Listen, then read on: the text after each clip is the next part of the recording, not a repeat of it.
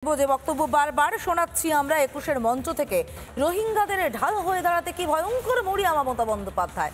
আরও একবার প্রকাশ্যে মমতা বন্দ্যোপাধ্যায় ভোট ব্যাংক রাজনীতির জন্য কিভাবে বাংলা ও বাঙালির মেরুদণ্ডে আঘাত করে চলেছেন।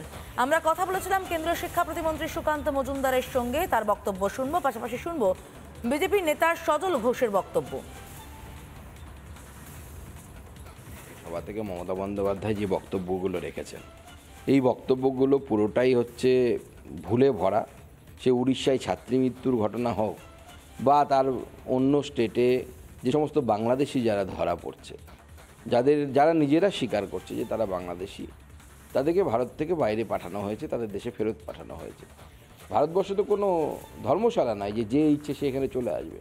কিন্তু মমতা বন্দ্যোপাধ্যায় এবং আমাদের বিরোধীরা চাইছেন যে সেটাই হোক, যে ভারতবর্ষে যারা ভোটার নয়, যারা নাগরিক নয়, তারা ভারতবর্ষে ভোটাধিকার প্রয়োগ করবে। নির্বাচন কমিশনের উচিত অত্যন্ত স্বচ্ছতার সাথে এবং কঠোরতার সাথে ভারতবর্ষের যে ভোটার লিস্ট বা ইলেকটোরাল লিস্ট, সেই ইলেকটোরাল লিস্টকে সংশোধন করা, পরিমার্জন করা এবং ভারতবর্ষকে ইনডাইরেক্টলি খণ্ড বিচ্ছিন্ন করার একটা চেষ্টা কিন্তু মমতা বন্দ্যোপাধ্যায়ের বক্তব্যে উঠে এসেছে। মমতা ব্যানার্জির আজকের দিনের ভোটের প্রাণ হচ্ছে রোহিঙ্গা, বাংলাদেশি অনুপ্রবেশকারী আর মৃত ভোটার।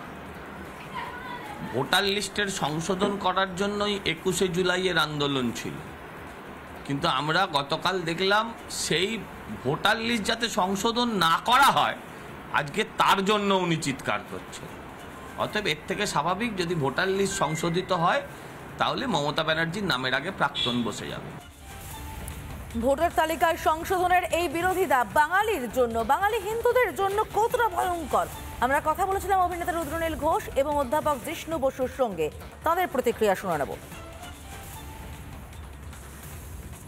দেখুন, মমতা বন্দ্যোপাধ্যায় এবং তার দল দেশের আইন কানুন সংবিধান সবকটাকে বুড়ো আঙুল দেখাতে চান।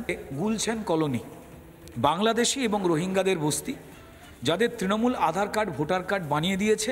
শুধু রোহিঙ্গা কলোনি ওখানে নয়, রাজারহাট, সল্টলেক, বিভিন্ন জেলা, হাওড়া, হুগলিতে তারা ছড়িয়ে গেছে। দেশের আইন, এটা তো পশ্চিমবঙ্গ ভারতবর্ষের অংশ, তার জন্য এই যুক্তরাষ্ট্রের যে কাঠামো, সেই কাঠামোর মধ্যে যেভাবে করা উচিত সেভাবেই তাকে করতে হবে, তিনি করতে বাধ্য। সেটাতে তার কথাতে তো দেশ চলবে না। নানা ধরনের কন্টেন্ট দেখার জন্য লাইক করুন, শেয়ার করুন আমাদের ফেসবুক পেজ, সাবস্ক্রাইব করুন আমাদের ইউটিউব চ্যানেল।